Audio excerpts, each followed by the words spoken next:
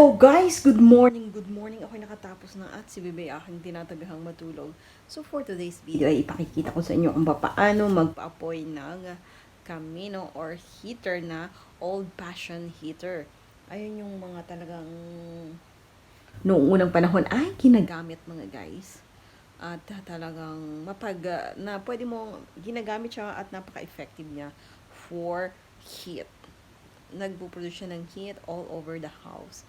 So, let's go and watch mga guys kung paano ako magpapainit ng house or magdidikit ako ng apoy sa kamino. Let's go guys! Hello guys! Hello na naman tayo. Hello, hello, hello for today's video mga guys ay ito ay tawag dito ay kamino. Sa itaas ang tawag yata din ay chimenea. So, ito ay may mga butas mga guys. Yan ay may mga butas. So, bawat butas, doon lumalabas ang init, mga guys. Para makapag-produce siya ng init. So, marami tayo dito. Meron tayong sipit, mga guys. Limawa ay sisipitin maregay ang lian. Para hindi ka mapaso. Ayan. Parang dulos. Ano nga, dulos ng sundot kayo.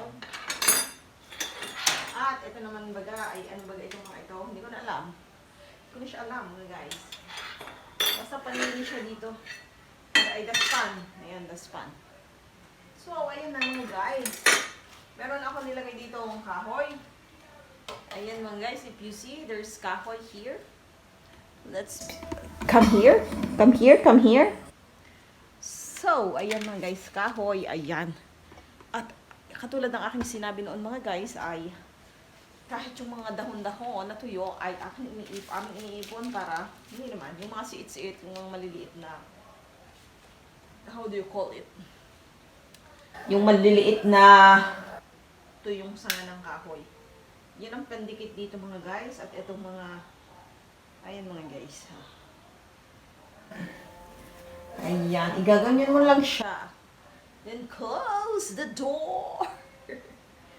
Ayan na siya mga guys. Naglalagablab na siya mga guys.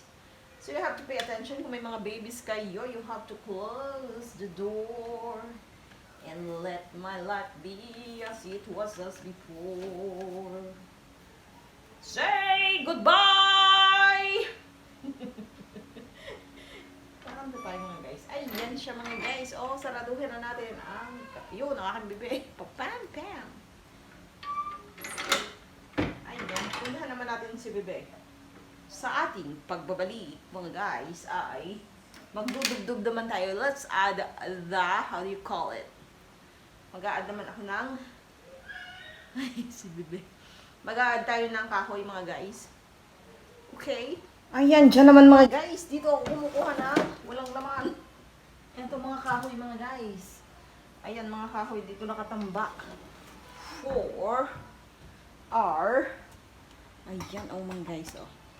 Maglalagay na tayo. Maglalagay na tayo, mga guys. Hindi siya masyado nun. Ako, it's very, very kapos.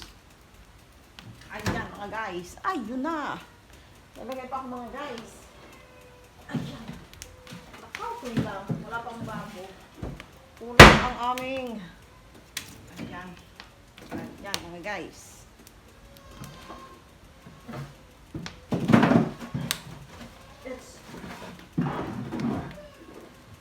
Nako, ang aking anak ay naiyak na.